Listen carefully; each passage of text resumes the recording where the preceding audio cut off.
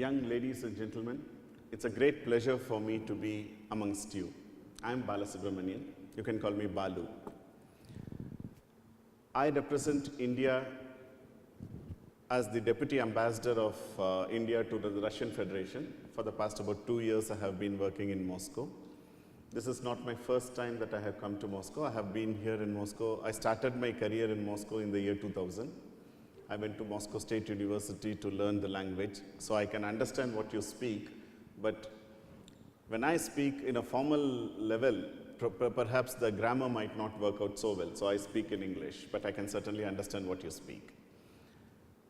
I started and I worked for about 4 years in Moscow at that point of time in charge of information wing, commercial wing and other places, and subsequently I was posted in different places and I'm back in Russia.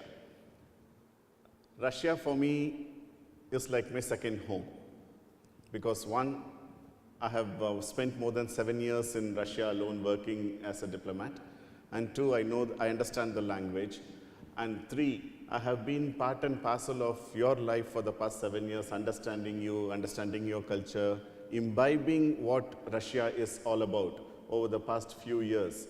And so back in India, I'm called as quote unquote a Russian specialist, and I'm very proud that I'm serving in Russia, which is one of the biggest and rather I would say the best friend of India in the world. I would like to have this interaction with you be more interactive in the sense that I can talk about India-Russia relations. I'll of course trace India-Russia relations over the past historically, how it has gone up, and after independence of India in 1947, how it has come up and where we are presently in terms of our relationship, political, economic, military, technical, cultural, people to people. I will trace all those things, but I think I should speak for not more than 10-15 minutes tracing all these things, and I'll be very happy to answer any of your questions pertaining to India-Russia relations, to India per se, or what you feel would be appropriate in terms of asking me. So let's begin with the historical perspective of India-Russia relations. Most of you might know that Afanasy Nikitin was the first person, the traveler who went from Russia to India by land route. He crossed over the Caspian Sea and then reached India, reached the western part of India in 1463, a time much before India was discovered by the Europeans. Vasco da Gama came subsequently, 14 years subsequent to Afanasy Nikitin's visit to India. Vasco da Gama reached India and discovered India for the Portuguese, for the Europeans per se. So he can be termed as the first Russian traveler to India. Following him, there were a group of traders, and he lived in India for about 13 or 18 years exactly, and then he returned back to Russia, and his book, which is My Journey Overseas, has been very famous and it is still being referred to as a historical document of what he had encountered during his stay in India. Following him, there were a group of traders from the state of Gujarat who had come over to Astrakhan to sell, and they settled over there. And some part of Astrakhani population presently consists of the successors of this particular group of Indian traders who had come in. There is still an India trading house which is established in Astrakhan, not in very good shape presently, but still over the past 300 years it has been there. And the then Tsar had given a prikaz to state that these traders will have to be safeguarded, their trading practices should be allowed, and this document is presently available in the Kunstkamera of St. Petersburg Institute. It is a public document which can be seen. So our thing actually started from that particular point of time in which when India was still to be discovered, Russia had sent its person, sent its emissary and had started, and our relationship continued from there. fast forwarding, and before that also Gerasim Lebedev and others have also subsequently been introduced to Indian culture. Indology has been one of the strong points of St. Petersburg society, where they still have a very strong association with Indology. A large number of people, Russians, have over the period of years studied and translated Mahabharata, which is one of the largest epic of India, into Russian also. So the study of Indology started with Gerasim Lebedev, who was preceded by Nikitin, and so on and so forth, which continues till today. Fast forwarding, in 1947, India got independence in the month of August, on 15th of August. But the diplomatic relations between India and the then Soviet Union was actually established on 13th April 1947, which was 4.5 months before India actually got independence. It was at that point of time the leadership of Soviet Union had decided that it would be necessary for India to be represented by a native Indian rather than by the colonial power of England. So it was a very wise decision and a very nice decision which we certainly support, and we had established a relationship. Today we are celebrating the 70th anniversary of establishment of this relationship. Over last year when President Putin visited India, both my Prime Minister Mr. Modi and President Putin had signed a roadmap for celebrating the 70th anniversary of celebrations, through which we have been organizing a lot of events. Some of you might have perhaps seen last week some film festival and some cultural activities that our embassy had organized here in Tomsk. So this, and there are various other things which we are doing throughout the country as part of the 70th anniversary celebrations. So in 1947, we had started off our formal political relationship with Soviet Union as an independent country after 15th August, but before that itself we had started it off. When India got independence from United Kingdom, at that point of time England, it was the state of affairs politically as well as economically, the state of affairs was very poor. We needed friends, outside friends, to come and support us, give us information, give us the basic requirements of education, modern temples of architecture, as one of my first prime ministers had called, modern temples of development, including steel mills, so on and so forth. All countries came to assist. Soviet Union, USSR at that point of time was also one of the biggest friends of India, which extended its assistance, extended its helping arm in setting up the basic institutions and foundations for a modern India.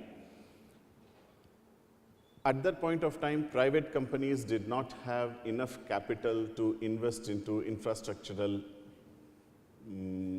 equipments or industries. So steel was one of the most important things which we wanted to be started in India.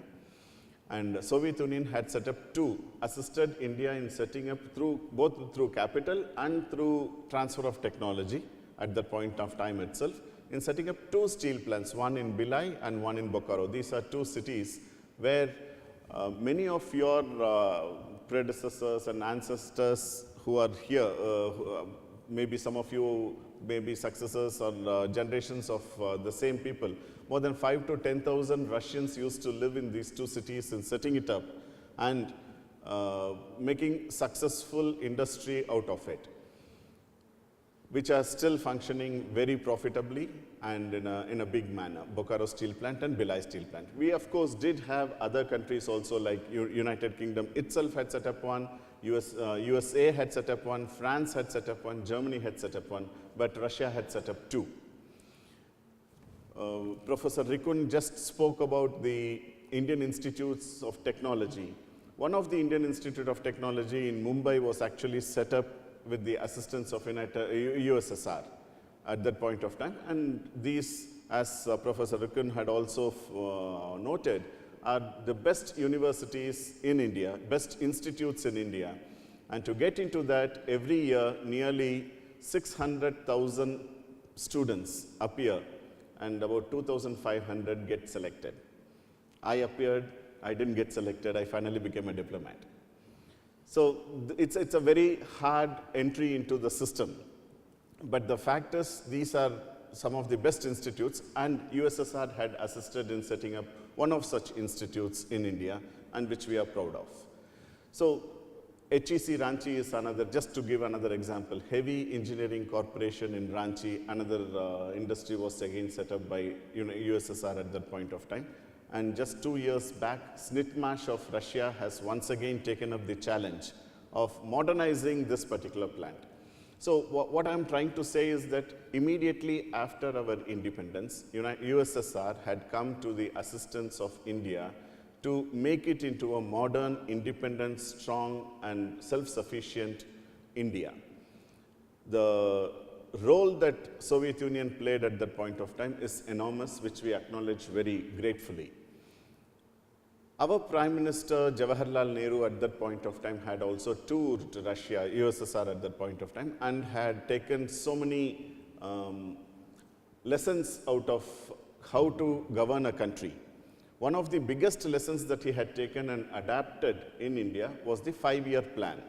The 5-year plans of the Soviet Union, which went on successfully to transform an agrarian society into a modern industrialized society, was adopted by India.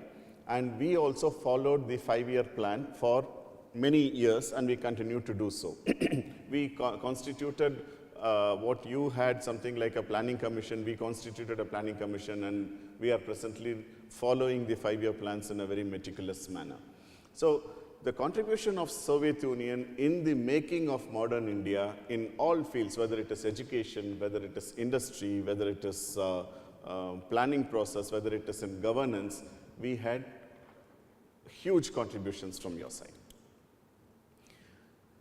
Subsequently, India started improving itself economically and politically also, and we had framed our own singular independent foreign policy, which actually served the interests of India. Any country, the foreign policy of any country is basically to serve the national interest of that country.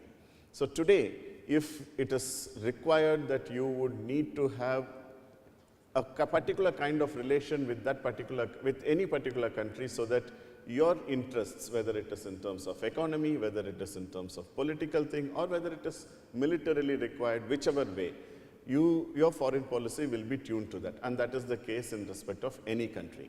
So India, at that point of time, when the Cold War was taking place in a very big manner between USA and USSR, had started this concept of non-aligned movement. What is non-aligned movement? Non-aligned movement does not mean that I do not belong to anybody. I am not having friendship with either of the groups. It's not so.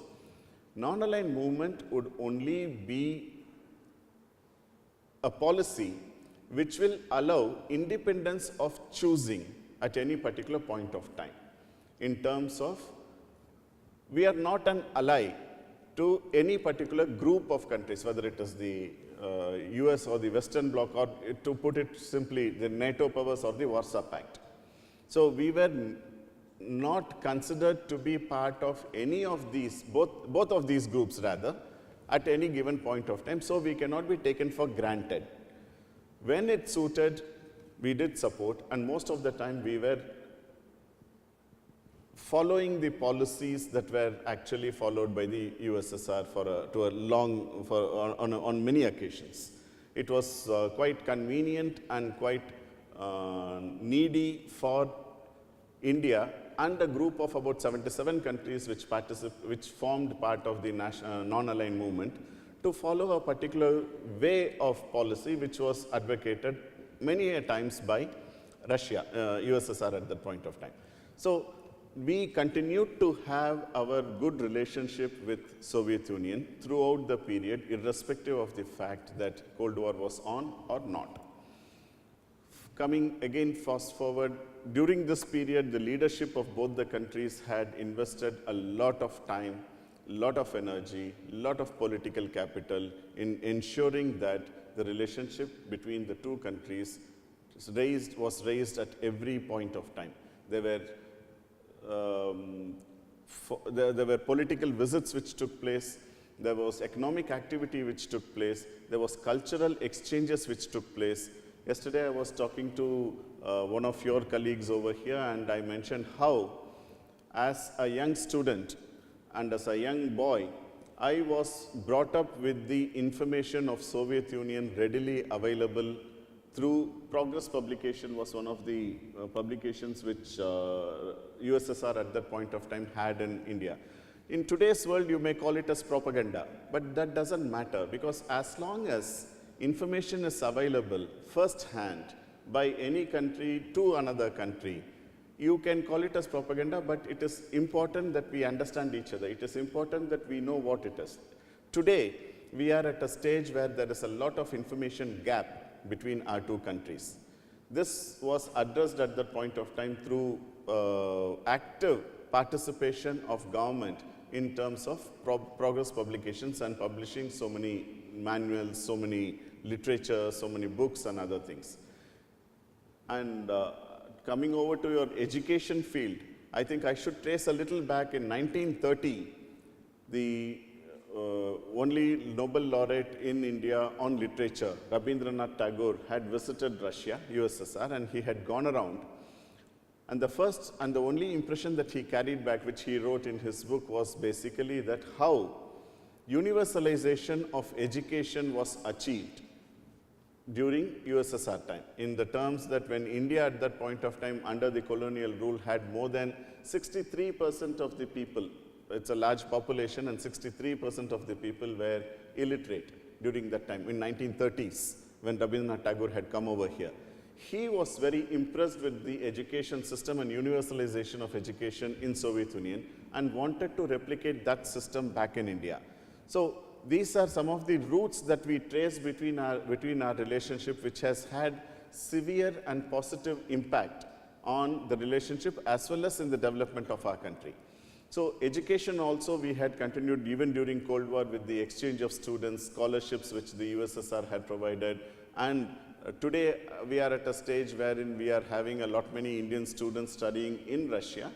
At the same time, we are also having the possibility of training for a short-term courses some of the Russian faculty and students and academicians back in India.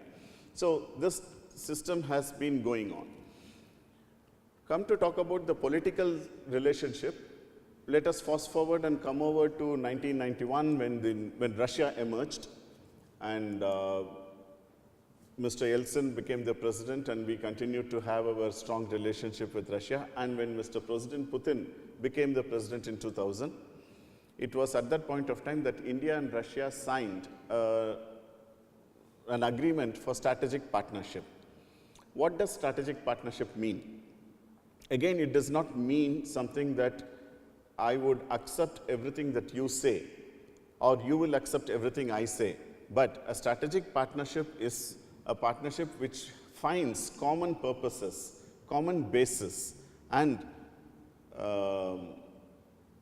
converging interests in terms of international issues that both the countries face. So since the signing of the Strategic Partnership Agreement in 2000, we have had 18 summits between the President and the Prime Minister. There has been an institutional setup of annual bilateral summits that take place between the two countries. Every year, 1 year, President Putin goes to India, the next year, my Prime Minister comes to Russia. So 18 such events were held, and the latest was the 18th one in St. Petersburg during the St. Petersburg International Economic Forum, which was held in June this year. A large number of agreements have been signed during these periods, whether it is in terms of economic activities, or whether it is in terms of foreign office consultations, or whether it is in terms of people-to-people exchange or visa liberalization, so on and so forth. There are more than 125 agreements in the past 18 summits have been signed, which brings us much closer. We are today at a stage wherein there is not a single field of human endeavor where India and Russia do not cooperate, whether it is in the field of space, or whether it is in the field of nuclear energy, whether it is in this field of film production, whether it is in the field of education, You may name it, and we have cooperation, and strong one between India and Russia. On the economic side, rather, I should also elaborate a little bit more on the strategic partnership and political relationship. Just saying that we should have a summit would not necessarily mean anything unless and until we set up some institutional mechanisms which will ensure that the wide range of activities that both the countries and people are engaged in are monitored. So we have set up two commissions. One is the India-Russia Intergovernmental Commission based on military technical cooperation, and the other is the India-Russia Intergovernmental Commission on trade and economic cooperation, as well as cultural, scientific, and so on and so forth. So these are the two main pillars which we have created. Each of these pillars have various subgroups and joint working groups and so on and so forth, which also meet every year in both the sides through participation of experts. So each of the subgroup feed into the joint working group feeds into the commission, and the commission feeds into the summit. So this is the institutional mechanism that has been set up, which helps this relationship to be fostered, to be nurtured, to strengthen over a period of time. So it is a very well thought out process, and I'm very happy to note that this has been working excellently, and the contributions on both sides, both at the expert level and at the ministerial level, political level, has been excellent, which has helped us in strengthening our relationship. While the political and strategic relationship is very strong, what is strategic relationship? It is there are two things over there. One is the military technical cooperation, which has been one of the strong points of India-Russia relations. Today, or historically, since the past 70 years, again the word 70 comes in here, nearly 70% of military equipment of India is of Russian origin. And if you were to look at it, a military equipment, a platform, if it is bought today, is going to service the nation for the next 40, 50 years, which means continued interaction between the experts, spares and supplies, technical upgradation, training, so on and so forth. So there have been generations of Russian armed forces people who were involved intensively in providing the military technical equipment to India over the period of years, and that continues even today. To give you a breakup, Army 70%, Navy 90%, and Air Force 80%. One interesting fact that I can tell you is that India has got more Sukhois than the Russian Air Force. We have got 272 Sukhois, you don't have that many. You have produced it and you have actually given it to India. That is the level of trust. What is strategic partnership? That is the level of trust. As long as you trust with your partner, with the most sensitive of the equipment and technology, that shows the kind of strategic depth that both the countries have developed in. The other aspect could be the nuclear energy. Today, India had actually opened up the nuclear field for the rest of the world, but it is only Russia which has actually set up 2 plants in India, and 4 more plants are in the way. So we have signed for 6,000 megawatts of nuclear energy to be produced in a site called Kudankulam, of which 2 units are already producing 2,000 megawatts. For the next 3rd and 4th unit, the process of excavating and setting it up is there. And for the 5th and 6th unit, we have just signed during the 18th bilateral summit for setting up of the 5th and 6th nuclear power plant also. So this is the kind of interaction and the depth of our relationship which reflects the trust that we have in each other. Prime Minister, when he came over here, Prime Minister Modi was asked a question as to, he said this basically, that if you were to ask any Indian today as to who you would consider as the best friend, even a child would say it is Russia. So that is the relationship, that is the confidence, that is the trust. And on Russia relationship, the There is complete understanding amongst the political parties in India. Across the length and breadth of the country, there would be no issue, and everybody is very positive towards relationship. It's a bipartisan issue. All the political parties across the spectrum support this thing. And we have seen similar kind of sentiments being expressed by your parliamentarians and your political leadership also. While the strategic and the political strength of our relationship is quite strong, the economic aspect of the relationship has not actually kept pace. We are trading at the level of we used to trade till about 2014 at the level of about $10 billion per head, per year, which unfortunately, because of 14 and 15, the sanction regime that has come in, the downfall in terms of the petroleum prices and overall economic depression throughout the world has dropped to 7.68 billion, which certainly is far from the potential that we have as two countries. What are being traded between our two countries? We do not export or we do not import oil from Russia. We do not import minerals from Russia. We do import fertilizers. We do import petroleum products, that is the finished byproducts, but not the crude oil itself. So unlike China, unlike various other countries which certainly get in the raw materials out of Russia, we do not get that. We go in for engineering goods, finished products, and various other equipments and fertilizers and processed goods, not foods. And at the same time, India is also sending a lot of engineering equipment in terms of various engineering equipments, of course, and then we do send some pharmaceuticals, a lot of pharmaceuticals we send. We send a lot of tea and some of the agricultural products. I'm sure many of you are aware that India is one of the largest producers of tea, and we have just last year once again regained the leading position by selling more than 55% of Russian tea consumption was from India. It was supplied from India. But the relationship, considering the other two relationships, the economic and commercial relationship is very weak. We can certainly achieve a larger potential. Realizing that, our leadership has actually given us a task of increasing the bilateral investments to $15 billion each side by 2025 and $30 billion of trade by 2025. On this, I can report to you that last year alone, India had invested $5.5 billion in Rosneft. Rosneft, we have Transuriac, there is a oil field, Transuriac, closer to you. And we have invested, we have taken 49% stake in that particular performing oil company and invested $5.5 billion. When I said the sanction regime had affected, let me make it very clear that India does not accept or follow unilateral sanctions.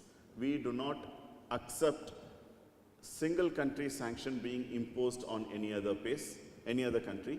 We only follow the sanctions that are imposed by United Nations. And therefore, the US and the Western sanctions that have been imposed on Russia since 2014 have not been part of our calculation at all, and we were very open, and we have invested $5.5 billion last year. Similarly, Rosneft had also purchased one of the largest Indian oil company, SR, just last year for 12.9, that is $13 billion. So on the investment front, we have more or less reached the target that has been set up by the leadership. On the commercial aspect of it, on the trading aspect of it, we are still far away. So to achieve that, we have to do certain things, few things. One is to set up certain institutional reforms, for which, and the other is to bring in some legislative functions, and third is dissemination of information, and fourth is diversifying the economic basket itself. So, as far as the legislative issues are concerned, both the countries are presently in the process of negotiating a double taxation avoidance agreement, bilateral investment promotion treaty, so on and so forth. We are also identifying routes which can bring us closer for transport corridors. So the international north-south transport corridor, which cuts across the Caspian Sea, comes into Russia through Astrakhan or through Dagestan or via Azerbaijan, is being explored. Today, today it normally takes 45 days for any item to be transported from India to Russia. It comes all along the Suez Canal, Panama Canal, goes to Rotterdam, gets transshipped from there, comes to St. Petersburg. So it takes about 45 days. Agricultural products with fumigation and cold storage, in spite of all these things, cannot last that long, because the shelf life of an agricultural product after it comes to the store will have to be 60 days. Now, the long transit route certainly affects that.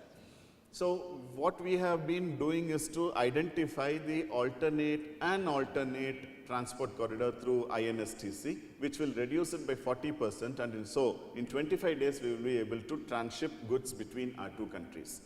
Well, INSTC is a multimodal transport system, unlike what the northern route is in terms of, because once from Mumbai, let us say for example, one way I will explain it to you, from Mumbai we have to ship it to Iran, and from Iran either by train or by road we have to transship it. So it's a multimodal transport system to get the goods over here. But still, it is time saving and therefore could be a game changer in future.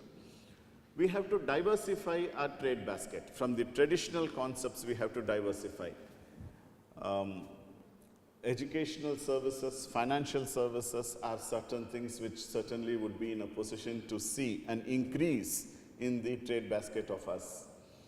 We are actively looking at encouraging both our sides to see how to increase this particular exchange, and these services can be further utilized. You are very strong in information technology, particularly in terms of security software. India is very strong in terms of programming.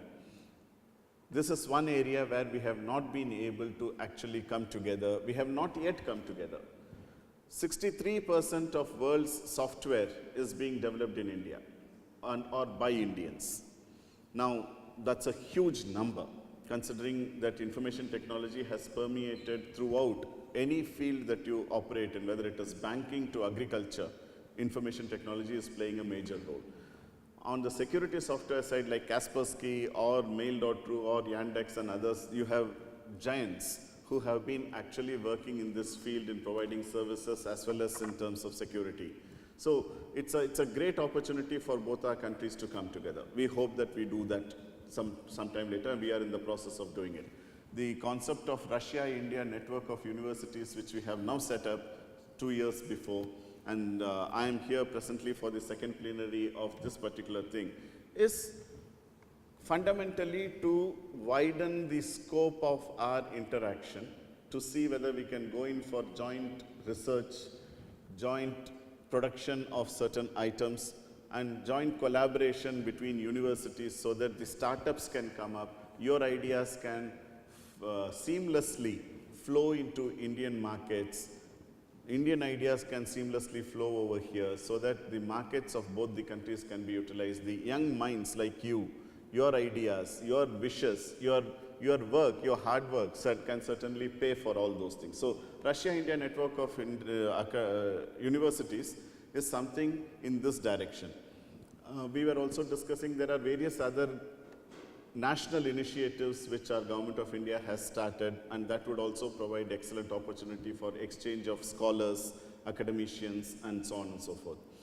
We talking about the people-to-people contact, we have excellent relationship. I'm sure many of your parents or your grandparents would have grown on Indian movies, and even today when I take a taxi in Moscow, somebody calls me Jimmy Jimmy.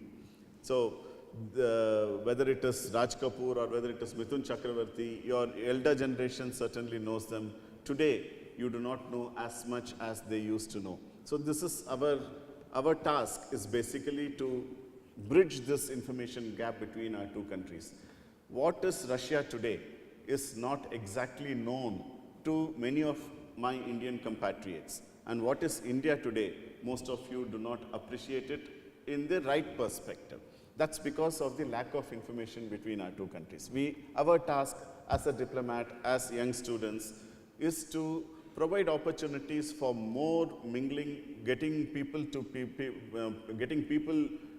to each other closer.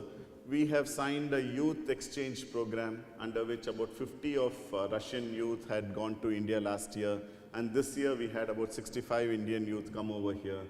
We have exchanges at the level of schools, at the level of National Cadet Corps, it's a military academy, it's a police services, so on and so forth. So we are here to create more opportunities. We are here to see to it that the youth understand each other. We know what is the other country about firsthand, not through other sources, not through people who have their own agenda to talk about my country or your country. So we have to know firsthand as to what the other country is. Similarly, I just wanted to also mention that we have about 7,000 Indian students studying in Russia. And my compatriots, some of them I met yesterday, they are here too. I don't know, in this hall, I don't know, but I met 7 of them yesterday. So there are many Indian students who have over a period of 70 years studied, and they are all individual ambassadors for India-Russia relationship. That is the kind of equity that we will have to create amongst our own people. There are many Indian-Russian families which are existing, which are contributing towards strengthening the relationship.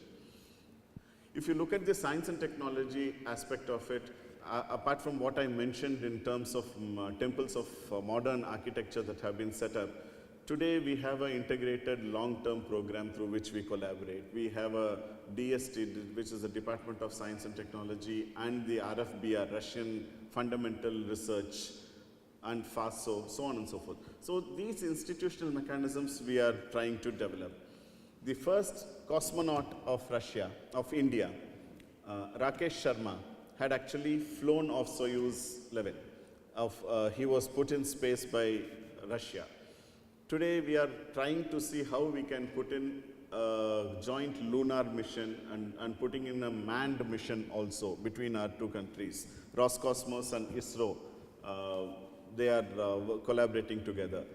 On the scientific front, perhaps you already know about ISRO. It's one of the strongest leaders, like the Indian Institute of Technology, like the nuclear DAE, Department of Atomic Energy. ISRO is a very strong contender, and we had launched, in the first instance, a probe to Mars. And it was, it costed us less than making of the movie. What was that movie? Sandra Bullock's movie. That movie. Huh? There was another movie which was made about space exploration, Sandra Bullock.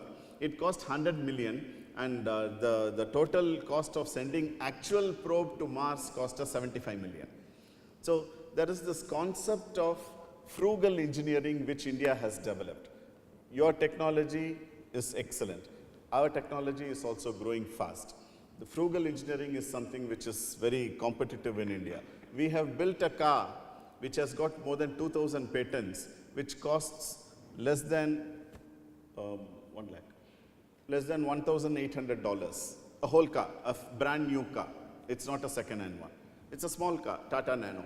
So similarly, there are engineering marvels which are taking place in India, and it's only a period of time that we collaborate and we benefit out of these systems. We are here to help. We are here to see that the information gap is bridged, the economic growth is increased, the people-to-people contact is increased, and institutional frameworks are in place for us to take the next step to bring in a better India-Russia relationship. I think I would stop here. These are generally some of the basic information about both our countries and our relationship, and I would be happy to answer any of your questions. Thank you. Thank you. Excellent.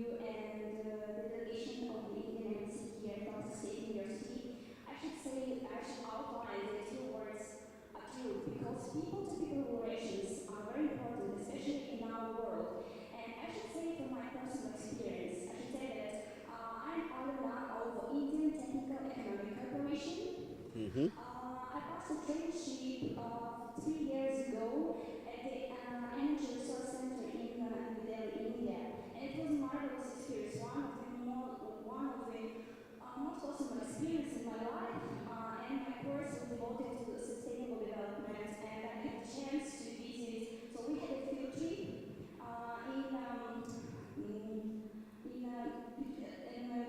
in small villages, and even I'm from the mining region, from Kerala region, but I had a chance to go underground on the copper mining in the small villages between Udaipur and Jaipur.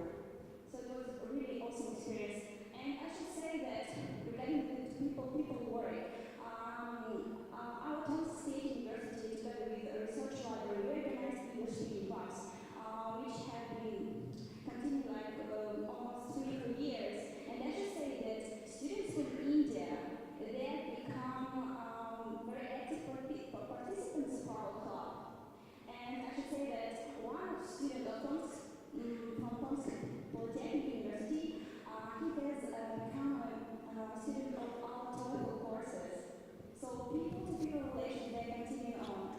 And so this is one point of view. So the other thing which I would like to mention that this is my question, it will be my question. So as for my professional experience, Sorry, excuse me. Excuse me, could you please make the question more specific? Yes. So my academic experience closely connected with peacekeeping, and there are a lot of discussions regarding the UN reforms, regarding the UN Security Council reforms. So we know that since the UN establishment in 1945, five big countries as you saw now, Russia, United States, France, Great Britain, and China. so they play an important role in peacekeeping. And now the new agenda of the UN agenda, especially which was established in 2015, there is a new plan for peacekeeping. And I know from my research that India is considered as one of the largest peacekeeping contributing countries in the world. Regarding your point, will the Security Council, the UN Security Council, be needed to reform, including other big countries as Brazil and India, to balance the vote, the consensus and the voting inside the Security Council? Thank you very much. Thank you, Olga. And I'm very happy that you found your experience in New Delhi enriching. And your visit to those villages between Jaipur and Udaipur was also nice. And I'm very happy that you are one of our resident ambassadors of India-Russia cooperation. Thank you for your kind words, Olga. As far as United Nations Security Council reforms are concerned, we have a very consistent policy, and which has been completely supported by Russia also. See, after the 1945 World War II, after World War II, when the Bretton Woods institutions were formed in, whether it was World Bank or IMF or even the United Nations, which was subsequent to the treaty, at that point of time, there were five big powers which five big powers which were victorious, I should say, and they took up the responsibility of maintaining world peace and order. It was a system which worked in 1945, it was a system which worked in 1955, it was a system which continued to work in 1965. But subsequently, various other countries have grown, various other countries have developed, certainly with the assistance of many of those countries. Other countries have also developed, population has grown. Today, the population of the world is about 7 billion, roughly, of which 1.2 billion are in India. 1.3 billion are in China. So roughly 50% of the population is covered in South Asia and in China completely. If you look at ASEAN, it's more than 50% that is completely covered. So now you have a huge country which has been contributing, which has been the biggest contributor for the peacekeeping operations throughout the world. India has been sending consistently its troops for peacekeeping. Right from 1950s onwards, we have been contributing, and today we are the largest contributor in terms of number of troops. Now, what happens? United Nations Security Council decides that a group of peacekeeping troops will have to be positioned in country B, let us say, for example. And they decide on the terms of the peacekeeping operations and the engagement without consulting the people who are actually going to perform it on the ground. Now the blue helmets, the blue berets as they call, the peacekeeping operators are called as the blue berets since they wear the UN blue berets. They are restricted in terms of the terms of engagement that are being decided by a group of people who do not come onto the ground. The experience that my country has had for the past about 40 years, 50 years in terms of peacekeeping is being neglected, is not being taken into account. Similarly, there are alternative mechanisms through which decisions can be made, solutions can be found. It is not necessarily a one-point agenda which will have to rule the world. So today, when a large number of people in the world go unrepresented in an institution which is supposed to be the most representative and taking care of the world's problems, there is a problem. The system that worked in 1945 to 70 is no longer reflective of the ground reality, and without the representation of many of the countries, you named Brazil, you named India, and there are various other contenders too. So it has to be more representative. That is the first point, whether it is in terms of decision making or in terms of a different perspective that has to be brought onto the table. So on these grounds, India has always encouraged and we have demanded that India should also be part of the United Nations Security Council's permanent membership, and Russia has supported. Today, almost all the P5 countries have extended their support for India to become part of it. In our opinion, the more representation it has of diverse countries, it should not only be restricted to the Western countries, but also to diverse countries, a representation from Africa. The perspective of Africa is completely different from the perspective from France. So one cannot actually equate what one thinks and whether it would be the same principle that can be applied to the other. There can be a proverb saying that the food for the goose is food for the gander, but not so, exactly not so. The perspectives are different, the problems are different, the cultural things that come behind it are completely different. So you would have to have more representation, wide-based, broad-based representation. India is one of the largest contenders for that, and we feel that without our presence it is not fulfilled. And we are very happy that Russia has also supported our policy. Thank you. Thank you, sir.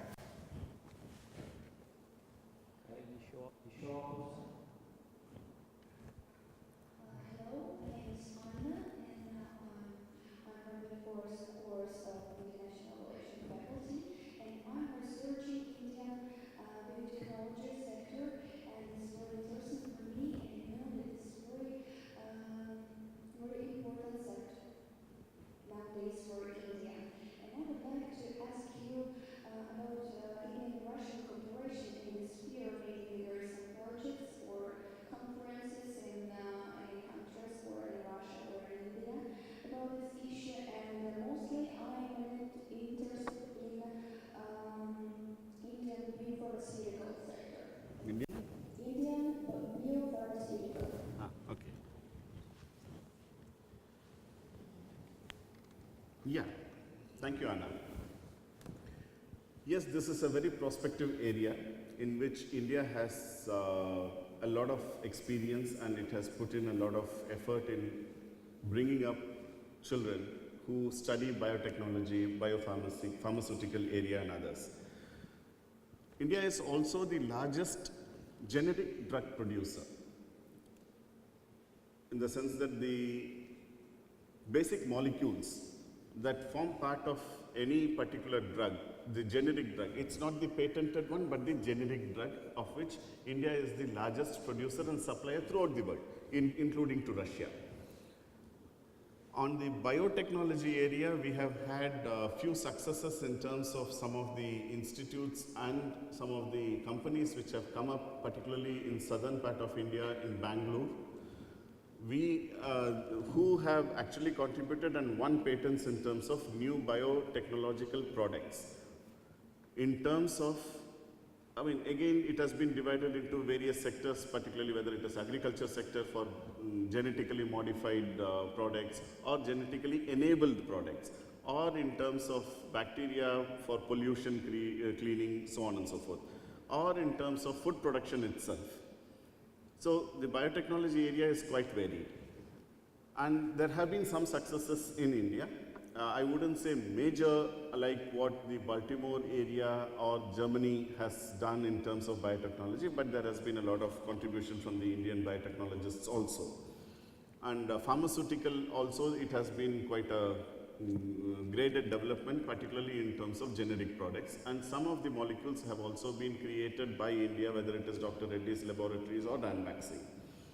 As far as cooperation between India and Russia is concerned, we have certain programs between the Department of Science and Technology and, as I was telling you, between FASO, FANO and RFBR. As well as under the integrated long-term planning, we have collaboration in terms of joint production, joint research and academic exchange.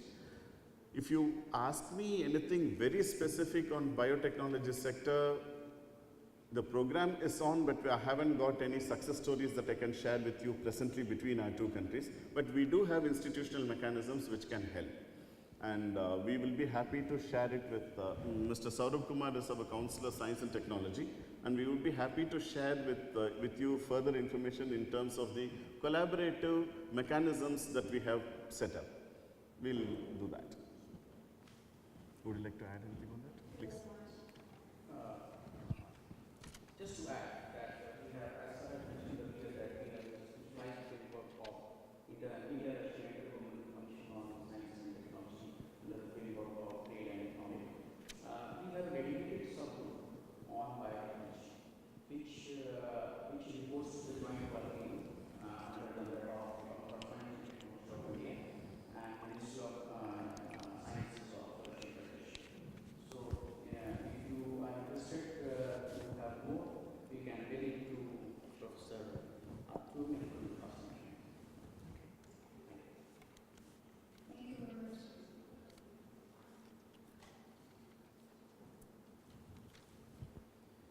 Good to know. My name is Nastya. I'm a student of third year of International Relations Department. I have actually 3 questions. First, it's about you were talking about fast-growing IT sector and do the hesitation of Russian universities at site.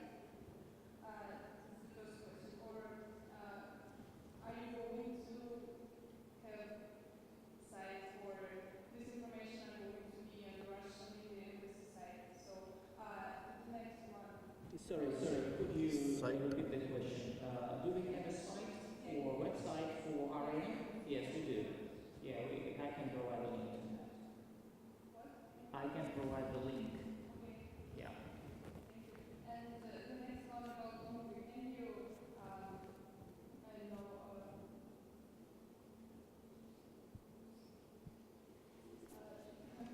Say in Russian. На русском языке можно. Advice. I'm so sorry, advice, any movie which can present India. Contemporary movie that is representative of contemporary India. No. Contemporary movie that represents India. I can name a few hundreds. Actually, Nastya, thank you. And See, as far as movie is concerned, and Professor Rikun has already told you about the existence of the website which he will provide you on RIN. As far as movies are concerned, India is a large producer of movies. And we have various languages. We don't produce movie in one language, we produce movie in many languages, because each of the languages are actually very strong, both literature-wise, history-wise, and very well developed. So we produce more than about 1,000 movies a year, and most of them are blockbusters and very successful. Contemporary India is being reflected in most of the movies in terms of the problems that the society faces, the normal life that a common man lives, or unlike, or a very funny situation which somebody encounters. So you can actually see India in most of the modern movies, whether it is in terms of, I can tell you like, for example, Johnny LLB is one movie. Johnny LLB is an advocate. It's about an advocate fighting a case and thing. I mean, there are hundreds of movies. As I told you, I can name you 100 movies or more, which reflects the contemporary Indian lifestyle. Unlike what I have actually got this question from some of the Russian friends also saying that, do all of you live in big houses and wear such beautiful costume every day? No, we are all normal. People don't go around trees singing songs. No, certainly not. Those are only for movies.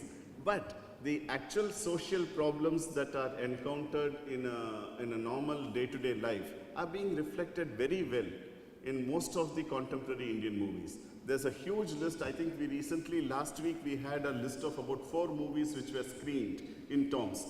And we just discussed it with the administration today in the morning that we would love to continue screening contemporary Indian movies, which is reflective of Indian culture as well as today's situation on a regular basis over here.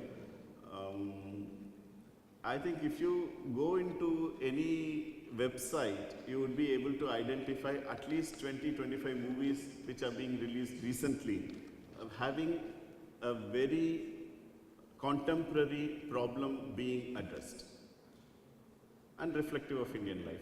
So it's a very broad question that you had asked, and the answer, I cannot give you pinpoint 1 or 2 movies and give you, yes, this would reflect it, because problems are galore, issues are galore, changes take place, whether it is pertaining to toilet, whether it is pertaining to studies, whether it is pertaining to jurisprudence, whether it is pertaining to criminality. There are genres of movies which reflect these things in a very successful and a very direct way. You're free to.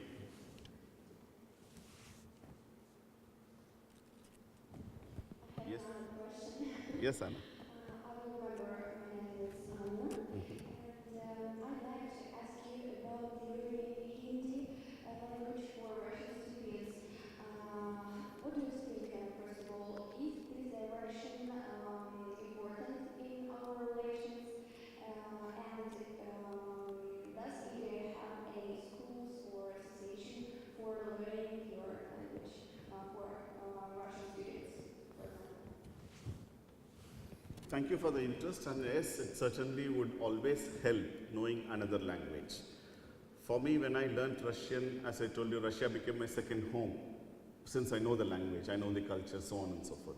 So learning a language will always be useful and would certainly come in handy in your future life. You are a young girl, and in future, if you decide to do certain things, any acquisition of knowledge, particularly of language, would be of immense use, and I would encourage you to do so. Unfortunately, your country is so big. You are the largest country in the world, and for me to go from Moscow to Vladivostok, it takes me 9 hours to fly. It's such a huge country.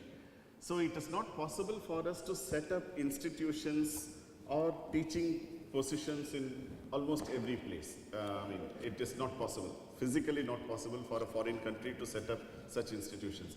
But we do have Hindi teachers in Moscow, in St. Petersburg, where our embassy and consulate is, and we provide Hindi education free of cost. If you are interested, we would be happy to open it up for you also, but unfortunately, as I told you, we will not be able to give it over here. We still have to see, and again, you have so many time zones that it is very difficult for us to organize online courses also.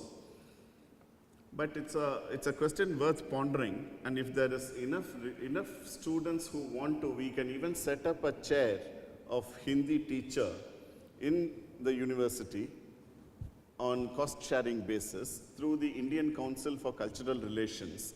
If there is a request and if there are 15, 20 students who would want it, and if you can have it as part of your curriculum, we would be happy to set up a chair and send a Hindi scholar from India at our cost to teach here.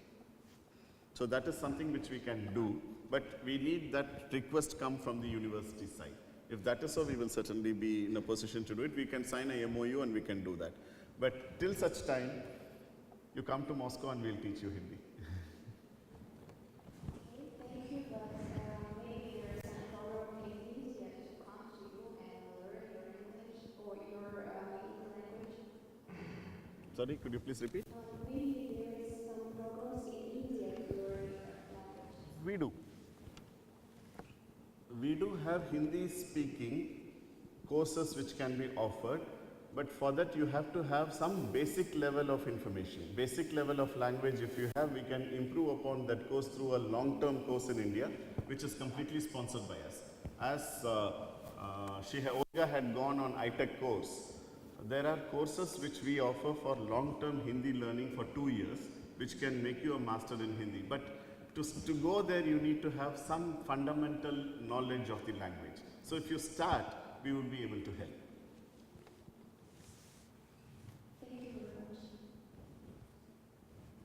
Yes, Sensei, I just can't but ask this.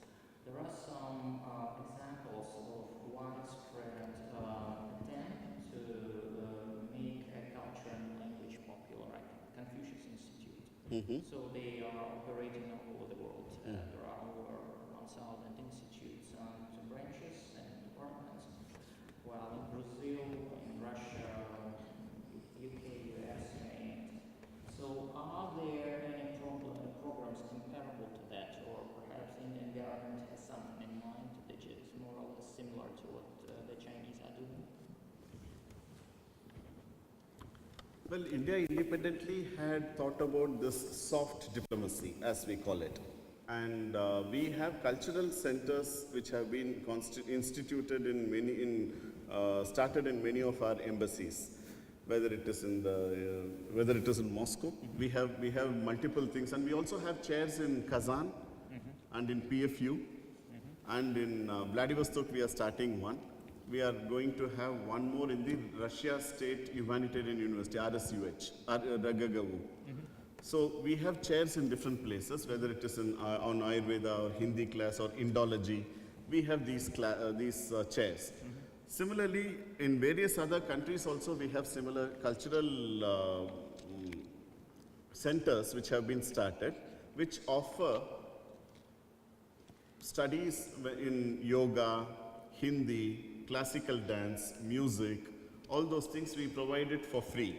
And I can tell you, Anna, that we have a large waiting list in Moscow for people to get into these things. So we do it in different countries also. I might not have 1,000 institutes, but certainly we have fairly good number of institutes in various countries which are very popular among the local populace, whether it is South Africa, whether it is Latin America, or in Russia. In Russia alone, apart from what we are doing as embassy, I'm very happy to say that there are about 165 Indian cultural associations created by Russians throughout the country. 165 of them, which teach all those 4 that I had said. Some teach only music, some teach Hindi, some teach yoga, which is very popular here. So we are quite happy with the amount of effort that we had put in and the result that we are now seeing in terms of propagation of Indian culture which has been liked by the people rather than being forced. It is liked by the people. And I'm also of the firm opinion that culture should not necessarily stop being culture. It has to be commercialized in the sense that today, if I am to become a Russian teacher in India, I can earn money out of it. I mean, people to teach a first standard, second standard student Russian, perhaps I'll be able to manage, not students of your level. So, if I am in a position to learn your culture and propagate it back in India, or similarly, you learn Indian culture and propagate it back in Russia and earn a living out of it, that is the best way of interdependence, which will perpetuate the soft diplomacy further and provide you with a living opportunity, living expenses basically. So that way commercialization of culture is very good. And we see that happening. These 165 cultural associations which have come up across the country are not doing it for free. They are actually teaching local Russians who are also interested in Indian culture on this thing. So there is a force multiplying effect which is coming up through such activities, and we are also very happy about it. Yeah. Thank you. Thank you, Excellency. Other questions? May I pick one? Actually, to make the gap of understanding between our youth and the realities of contemporary India, could you provide, some information, some examples of Indian CEOs in the global companies? Коллеги, я прошу его превосходительство назвать примеры высших руководителей глобальных компаний, имеющих индийское происхождение. Их на самом деле очень-очень много. Ну, вы видите, что такой коммерциализированный подход к распространению культуры присутствует. То есть индийцы это умеют делать очень хорошо. Несколько, например, можно назвать. Например, есть такой банк Citibank, который входит в Citigroup.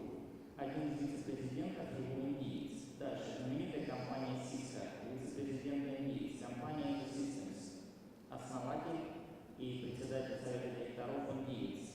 Список выдающихся выпускников, в основном это высшие директора глобальных компаний, американских, европейских, индийских, разумеется.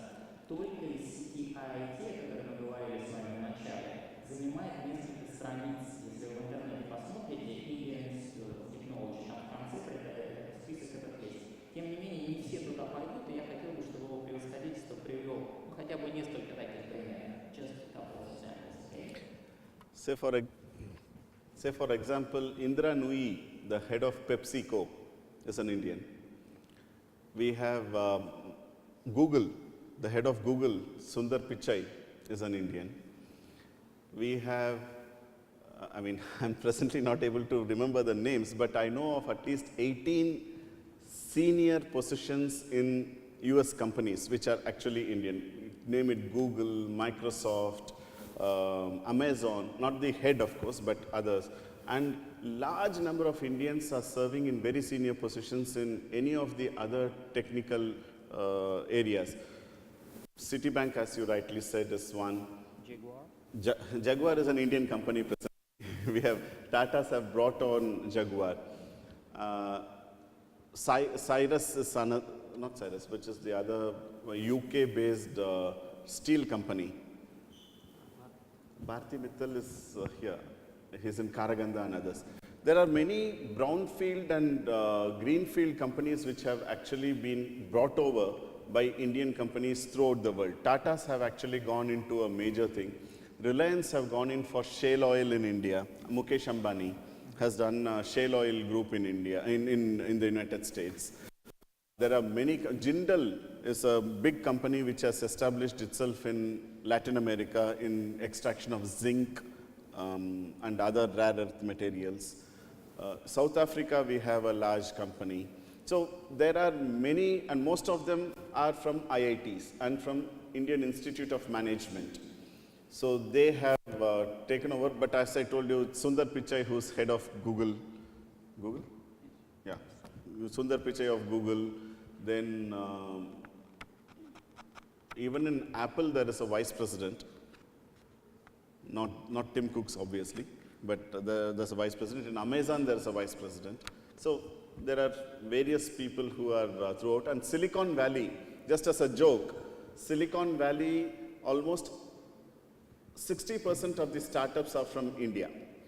And at some point of time in Silicon Valley, the IC chip, the integrated circuit chip, the hardware, the chip was called as Indian and Chinese chip because of the participation of Indians and Chinese engineers and software engineers who had actually contributed for that. So there's a large number of Indians working.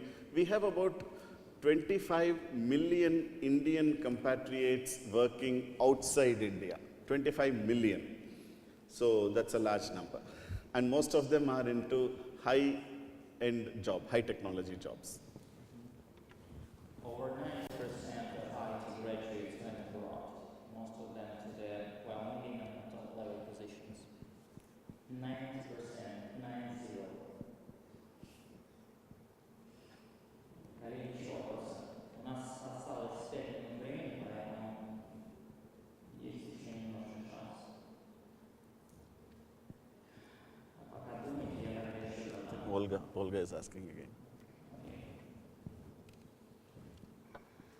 Maybe my question is too narrow, but what aims and what actions does India undertake regarding the South-South cooperation?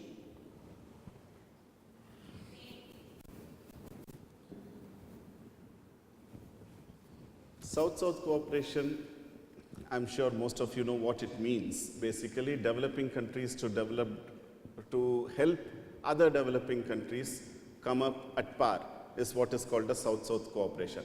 And North-South cooperation is something that developed countries providing assistance to developing or underdeveloped countries. So it's the divide of North-South and South-South which is being talked over here. India is a very active participant in both North-South and South-South cooperation. UNESCAP, United Nations Economic and Social Community of Asia Pacific, is a ECOSOC committee, one of the eight committee members of United Nations, which is based in Bangkok.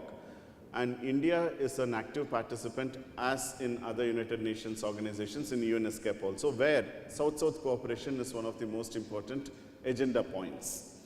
I was Deputy Permanent Representative of India to UNESCAP, so I know it firsthand how we cooperate, whether it is in terms of trade, economic relations, or whether it is in terms of human resource development, or meteorological science and disaster management, so on and so forth. India, as a country itself, has offered this ITEC scholarship, which is the Indian Technical and Economic Cooperation, which is open to the whole world. It has again been divided into categories, wherein underdeveloped or developing countries, everything is free. And for developed countries, they will have to pay their airfare. Local hospitality is free. So training human capital is something which we have been very keen on, and have been doing that under the South-South cooperation.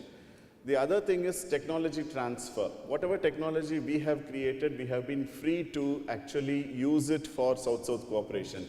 Just earlier this year, my country had actually launched something called as a SARC satellite.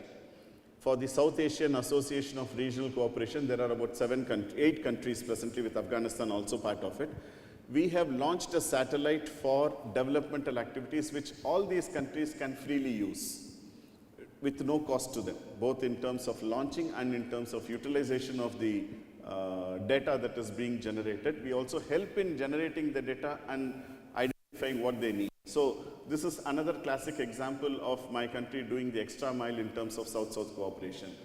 We also have set up a disaster management system, wherein the whole area of Indian Ocean and the Bay of Bengal and Malacca Straits, that region is completely covered through meteorological observation, and we provide again the data for free.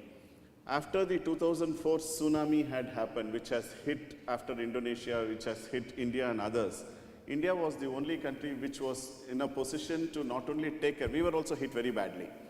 We were in a position not only to take care of our own problems, but also sent our Navy to assist in disaster management for the regional countries, whether it is Indonesia, Thailand, Sri Lanka, all those places we had sent our people to assist. So in terms of human resource development, we do. In terms of transfer of technology, we do. In terms of actual physical development of like SARC satellite we do, we are not a major aid giving country, unlike the West.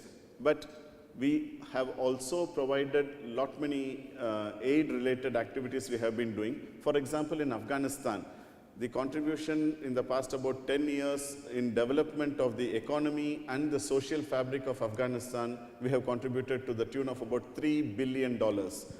India is still not that rich a country, but still it is our understanding that our neighborhood will have to be clear. Our neighborhood will have to develop along with us. Otherwise, it is not possible for any country to develop.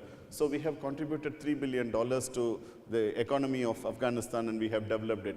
I was involved in some of the social development, very small items, like for example, you might think it funny, but it is not. There were no toilets for girls in some of the schools in Afghanistan. We created toilets for them. I mean, it doesn't, culturally you don't understand what it is. But there are places where children cannot go to school because there are no toilets in the school. And so we created that. Hand pumps for water. People had to walk for 15 kilometers to fetch a bucket of water. We created hand pumps over there. No electricity in some parts, so we created solar power. So these are minor things, but very impactful as far as society is concerned. So on South-South cooperation, I think India has been very responsible and forthcoming and has contributed a lot in terms of common and similar development to all those countries which are willing to have it. Thank you very much. Коллеги, самый последний вопрос, и благодарим группу столиц, поскольку у нас время заканчивается. Давайте последний вопрос столицы.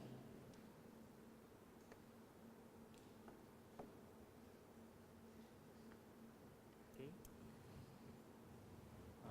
Your Excellency.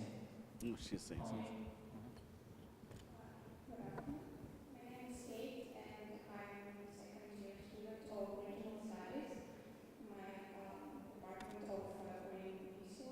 So, and in our university, there are a few departments reflected on the study of international relations and regional study. And my question is, do you figure on establishment of Department of Indian Studies in our university, maybe in other university in Russia? As far as your university is concerned, I think I should ask Professor Rikun to answer that, because we are willing. If you are wanting, if your university is willing, and not necessarily in terms of money, only in terms of space and interest among students, we would be happy to set up an Indology center over here in providing books, in providing a chair wherein a person can come and teach over a period of time. We can send a professor from India, we can have this thing. We have, as I told a little earlier, we do have such chairs in Kazan State University, in People's Friendship University, in the Russian State Humanitarians University. In Higher School of Economics, we are having one. We are going to have one now. In Vladivostok, we are starting one. Ekaterinburg has already expressed their request. We are doing that. Samara has expressed their request. We will be doing that. And we will be happy to do it in Tomsk. Actually, 1 year and a half ago, when former ambassador to Russia gave a lecture here in this very hall, Isabella Balasubramanian asked the same question. And he actually made a suggestion that we need such a center because there is huge demand for training specialists in India, in affairs, technology, whatever. So the idea actually came to life then. And if all we need is space